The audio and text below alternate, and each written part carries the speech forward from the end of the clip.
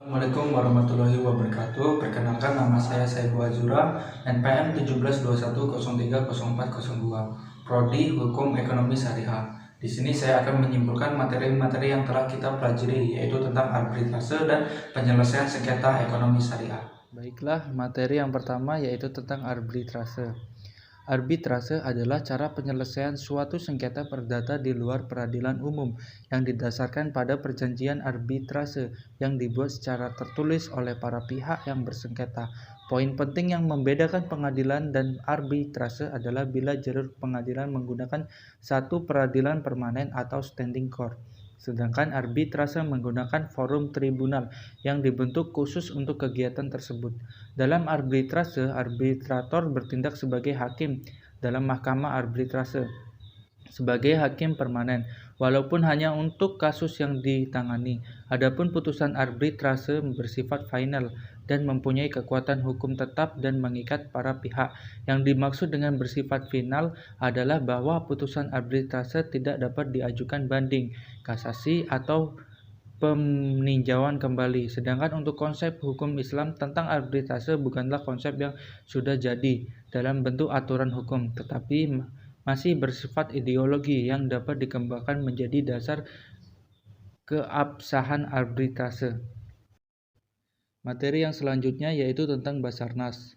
Basarnas sebagai badan yang berwenang menyelesaikan sengketa bisnis syariah memiliki peranan yang sangat penting. Di antaranya adalah menyelesaikan perselisihan sengketa-sengketa keperdataan dengan prinsip mengutamakan usaha-usaha perdamaian, islah, menyelesaikan sengketa-sengketa bisnis yang operasionalnya menggunakan hukum Islam dapat diselesaikan dengan mempergunakan hukum Islam, menyelesaikan kemungkinan terjadinya sengketa perdata di antara bank-bank syariah dengan cara nasabahnya atau pengguna jasa mereka pada khususnya, dan antara sesama umat Islam yang melakukan berhubungan-hubungan keperdataan yang menjadikan syariat Islam sebagai dasarnya pada umumnya adalah merupakan suatu kebutuhan yang sungguh-sungguh nyata dan memberikan penyelesaian yang adil dan cepat dalam sengketa-sengketa muamalah atau perdata yang timbul dalam bidang perdagangan, industri, jasa, dan lain-lain. Bahwa kelebihan Basarnas diantaranya adalah adanya kepercayaan dan keamanan bagi pihak yang berselisih, keahlian dari para arbiter. Arbitrase bersifat rahasia, non-presiden. Keputusan arbitrase tidak memiliki nilai yang berpengaruh penting dalam pengambilan keputusan arbitrase lainnya dan bersifat non-presiden. Dengan demikian, keputusan arbitrase bisa saja berbeda antara satu dengan lainnya, walaupun perkara yang diselesaikan serupa atau memiliki kesamaan, kearifan, dan kepekaan arbiter. Keputusan arbitrase lebih mudah dilaksanakan daripada peradilan, cepat dan hemat biaya penyelesaian. Bahwa prosedur Basarnas dalam penyelesaian perkara yaitu permohonan untuk mengadakan arbitrase, penetapan arbiter, acara, pemeriksaan, perdamaian, pembuktian dan saksi atau ahli, berakhirnya pemeriksaan, pengambilan putusan, perbaikan putusan, pembatalan putusan, pendaftaran putusan, pelaksanaan putusan, dan biaya arbitrase. Selanjutnya materi yang akan saya simpulkan adalah jenis-jenis pilihan penyelesaian sengketa. Ada konsultasi, negosiasi, mediasi, dan konsiliasi. Layanan konsultasi adalah bantuan dari konselor ke klien di mana klien sebagai konsultan dan klien sebagai konsulti membahas tentang masalah pihak ketiga. Tujuan dari layanan konseling ini supaya perorangan atau kelompok orang yang dilayani menjadi mampu menghadapi semua tugas perkembangan orang yang dilayani menjadi mampu dalam menghadapi semua tugas perkembangan hidupnya secara sadar dan bebas, sehingga layanan konsultasi sangat membantu kita juga dalam menyelesaikan masalah kita. Konselor menerima pelayanan konsultasi yang terkait dengan upaya membangun kesamaan persepsi dalam memberikan bimbingan kepada konsulti, menciptakan suasana lingkungan yang kondusif bagi perkembangannya, melakukan referral, serta meningkatkan kualitas program bimbingan dan konseling.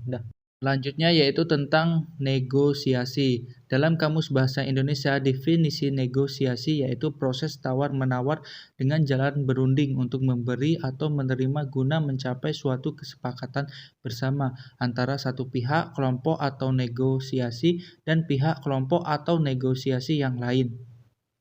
Selanjutnya yaitu mediasi. Mediasi atau mediator adalah pihak ketiga yang membantu penyelesaian sengketa para pihak, yang mana ia tidak melakukan intervensi terhadap pengembalian keputusan. Mediator adalah pihak yang bersifat netral yang membantu para pihak dalam proses perundingan guna mencari berbagai kemungkinan penyelesaian sengketa tanpa menggunakan cara memutus atau memaksa sebuah penyelesaian. Selanjutnya yaitu konsiliasi, merupakan proses dari suatu penyelidikan tentang fakta-fakta di mana para pihak dapat menerima atau menolak usulan rekomendasi resmi yang telah dirumuskan oleh badan independen. Pertemuan konsiliasi adalah pertemuan sukarela jika pihak yang bersangkutan mencapai perdamaian. Perjanjian perdamaian yang ditandatangani oleh pihak yang bersangkutan merupakan kontrak yang mengikat secara hukum. Perdamaian dalam pertemuan konsiliasi dapat berupa permintaan maaf, perubahan kebijaksanaan dan kebiasaan, memeriksa kembali prosedur kerja, mempekerjakan kembali, ganti rugi uang, dan sebagainya. Selanjutnya yaitu materi tentang legal opini atau pendapat hukum. Legal opini sangat diperlukan sebagai bahan pertimbangan bagi para pihak yang berkepentingan dan sedang mengalami permasalahan hukum agar dapat membuat dan mengambil suatu keputusan atau tindakan yang tepat berkenaan dengan masalah yang dihadapi. Legal opini memiliki kedudukan penting yaitu sebagai dasar pemikiran yang diungkapkan oleh para sarjana dan ahli hukum dalam hal perkembangan hukum. Pendapat hukum atau legal opini dari para pakar tersebut dirangkum untuk dijadikan suatu acuan baru lagi perkembangan hukum. Dapat juga berupa kritikan terhadap suatu kebijakan dengan maksud memberikan saran atau masukan. Agar memiliki kekuatan hukum tetap, pendapat hukum ini harus termuat dalam suatu putusan hakim. Artinya, legal opini merupakan sumber hukum yang bisa dikategorikan sebagai doktrin dan akan mempunyai kekuatan hukum mengikat jika sudah menjadi keputusan hakim. Materi selanjutnya yaitu tentang eksekusi putusan arbitrase. Pengertian eksekusi menurut M. Yahya Harahap adalah pelaksanaan secara paksa putusan pengadilan dengan bantuan kekuatan umum apabila pihak yang kalah tereksekusi atau pihak tergugat tidak mau menjalankan secara sukarela.